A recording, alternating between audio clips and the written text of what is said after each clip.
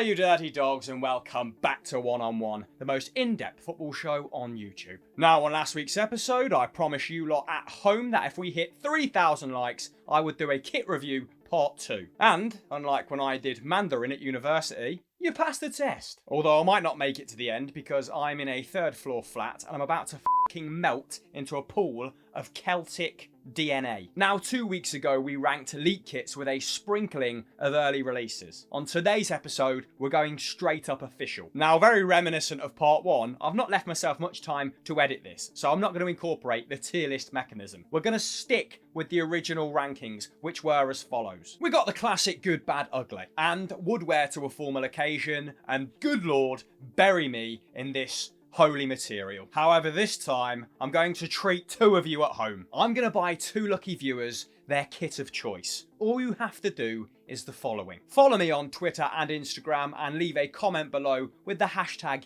#KitCompetition. Don't say I don't do anything for the Dirty Dog Squad ever again. Alright. Oh, and you also have to like the video. I won't be able to tell if you haven't, but still, please do. Right, let's get this show on the road. I can't believe that this is official. It looks like it was inspired by the migraine that Daniel Levy had when Graham Potter said, "Nah, mate." Ironic that the logos and crest are a venom green because this kit makes me want to drink a pint of the deadliest snake venom going. It's unorthodox, but I'm going to start by not categorising this shirt. It's just too bad. On to Real Madrid now, and immediately I'm enjoying that custom typography. More angles on it than Cavani's Bonds. What a handsome man. I also like that the badge and the sponsor are both monochrome, which makes the shirt look a little less busy. Important given that graffiti-inspired repeat pattern. I also like that the orange and blue colour scheme very reminiscent of that iconic 98-99 shirt. However, I feel like I've seen this before about 3 years ago on a market stall. Does look a bit fake. I don't know what it is. And for that reason, I'm going to keep it in good. Now I have it on not great authority that this is the official kit. What I'm getting from this little Leeds number is Highway Patrol. Why dither? This is going straight in ugly. Now this sporting CP number is a bit basic, and I thought they might have used a touch more gold given they won the title for the first time since 2002 last season, so could have boasted about being campeones a bit more, couldn't they? You know, maybe a bit of gold trimming on the neck wouldn't have gone amiss. The badge is also the size of a small saucepan. Now it is notoriously hard to update hoop kits, but I think more effort could have been made here. Looks fresh out of a Kit Locker catalogue, and for that reason I'm gonna go bad. Woof. Now the official name of this colour scheme is Purple Pulse, and I'm gonna be honest with you, this little number is certainly giving me a pulse. I think you know where. Now I absolutely battered the home kit in the last episode, but this is something else. Love that they've given the crest that iridescent finish, which basically means it changes colour when you look at it from a different angle. I hope you got that from my practical demonstration. And the multicoloured Nike tick on the shorts is supposed to reference the rainbow flag, which promotes diversity and inclusion, doesn't it? Good job they didn't wear it in last season's Spanish Supercopa then, which took place in Saudi Arabia. Other nice details include the faint horizontal stripes on the shirt, as well as the faint vertical lines on the socks. Love me a pair of good socks. The socks also adorn the phrase culés, which is of course a nickname for the Barcelona supporters. I've got to say, this is bury me material. What a comeback from Barca. Woof yet again. That subtle shade of pink juxtaposed with that strong, thin black line. Almost enough to make you forget about Qatar's human rights violations. Now, if you're wondering what that nutty little bottle is in the background, it's basically to indicate that the kit has been made from 100% recycled polyester fabric. Apparently, Nike redivert 1 billion plastic bottles from landfill, etc. to make their products every year, which is pretty cool. Because if you haven't noticed, the world kind of f***ed. Now ultimately, I think this kit is classy but a bit soulless at the same time. This might sound harsh, but I can't see anyone loving this kit in 20 years time, but I would still don it at a formal affair. Here we go then, an updated review of the latest Manchester United kit, and I went hard, didn't I, in the first review? I thought the stripes looked cheap and reminiscent of a school football kit. Actually stole that line from George Wright in the Football Daily WhatsApp chat. And originally, I thought the cuffs looked bigger than my future. The sponsor also just looks like some drag and drop PNG, doesn't it? But I will concede, I did not notice the extra detail on the neck and sleeves, where there's 2 different types of stitch, which is pretty classy. And the socks are objectively fire. So I'm upgrading it from ugly to average, which isn't a category, but this is my show, so deal with it. Riverside, motherfucker! Yes, Middlesbrough. A big upgrade on the season before for the Teessiders. Ditched that ugly collar, smartened up the sleeve detail, and that repeat pattern is supposed to represent Teesside's iconic Transporter Bridge. No, I didn't know about it either. It's like a big gondola which carries people across the River Tees. Not the most exciting landmark, but I do love me a bit of Northern pride. Good. Now this Bristol City number, first time I've seen Hummel drop a clanger all off season. The size of that badge makes the Robin look like a f***ing hawk.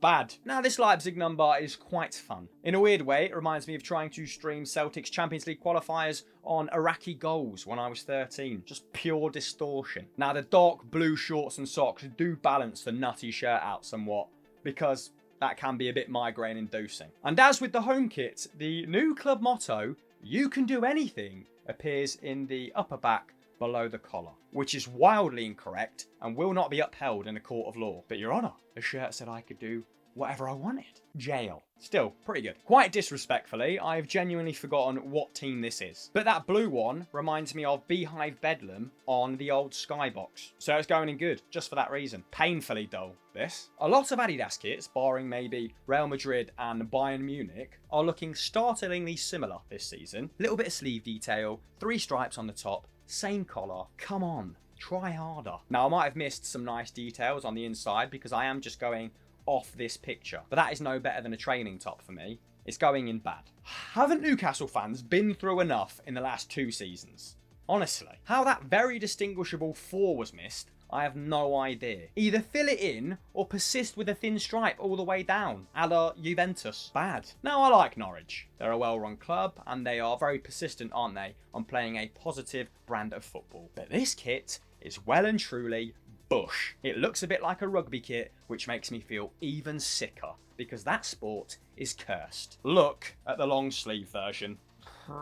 They look like f***ing pyjamas. Now, the patterns on the sleeves are supposed to be inspired by canaries, which is, of course, the club's nickname. Maybe they mean a canary that's been left to rot down a pre-war coal mine. Woven into the collar are the club's 6 values: growth, integrity, belonging, resilience, pride, and commitment. I feel like I'm back at Scouts. That's going in ugly, I'm afraid. Well, well, well.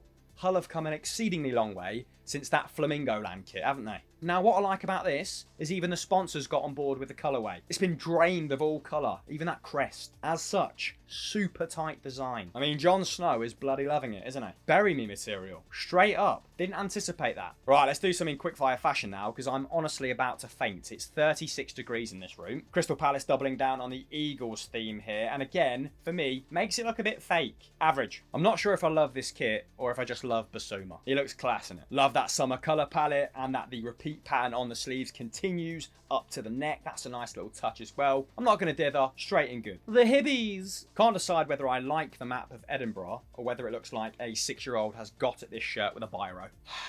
Nice sleeve detail. Would have liked to have seen a bit of white in the collar. Not a bad entry from Jomar. I'm going to go with average. Again, didn't establish that average was a category at the start, but here we are. Right. The Cambridge United fan that sent this in was horrified with the effort, but I like it, and I'm still not sure why. Now, I've not looked into the rationale behind this repeat print, but what I like about it is the extra detail on the collar and on the sleeves. Hummel have made sure there is a bit of white or black on every single component of this kit, including the logo, including the crest, including the sponsor, and for me, nutty but well-rounded. Good for Cambridge. Simplistic but classy from Ajax. I think I've got very similar feelings for this as I did the PSG number. Tiny bit soulless, but clean. Wood don at a formal occasion. Woof, that is the best Lyon kit I've seen in quite some time. That is regal. That makes me think of French royalty. Good attention to detail. Even the sleeve sponsor ties in with other elements on the kit. And like that, they've not just gone with solid colours on those stripes. They've got a little repeat pattern there, haven't they? And it looks like they've dropped the opacity to about 20-30%